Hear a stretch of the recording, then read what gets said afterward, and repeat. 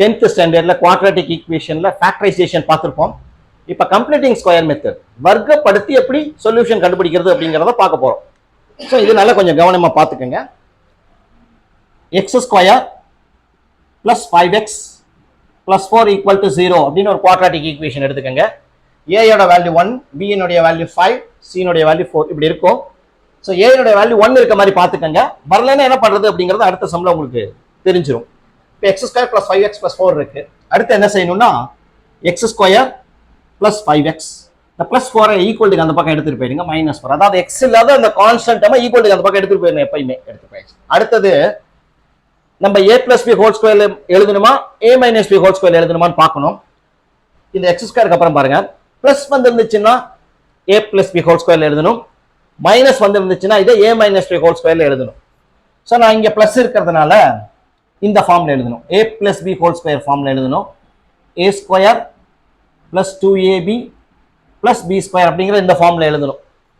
So முதல்ல first ரெண்டையும் compare பண்ணிக்கங்க. a x இருக்கு, அப்போ a ஸ்கொயர் அப்படின்னா x ஸ்கொயர் அப்படின்னா ஏவுக்கு பதில் x இருக்கிறதா அர்த்தம் வந்துருச்சு. அடுத்து என்ன இருக்கு 2 இன்ட்டு a இன்ட்டு b இருக்கு, a இருக்கு x வந்துருச்சு. ஸோ 2b இல்லை, அப்போ 2bக்கு பதிலாக நான் என்ன எடுத்துக்கணும் அப்படின்னா அந்த 5 எடுத்துக்கணும் எப்பயுமே. அடுத்து b-னுடைய வேல்யூ 5/2. அடுத்தது b ஸ்கொயர் பண்ணீங்கன்னா ரெண்டு பக்கமும் ஸ்கொயர் பண்ணணும், 5/2 த ஹோல் ஸ்கொயர்னு அர்த்தம். 5ஐயும் ஸ்கொயர் பண்ணணும், 2ஐயும் ஸ்கொயர் பண்ணீங்கன்னா 4. இப்போ இந்த ஈக்குவேஷனுடைய ரெண்டு சைடும் 25/4 ப்ளஸ் பண்ண போறேன். X square plus 5x plus 25/4 equal to -4 plus 25/4.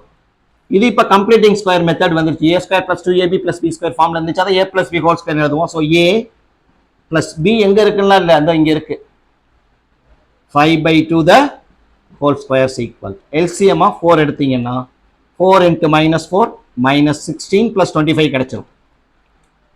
x plus 5/2 the whole square is equal to 9/4. இப்போ x plus 5/2 மட்டும் வேணும். ரெண்டு பக்கமும் ஸ்கொயர் ரூட் எடுத்தீங்கன்னா இந்த பக்கம் ரூட் ஆஃப் 9/4 வரும்.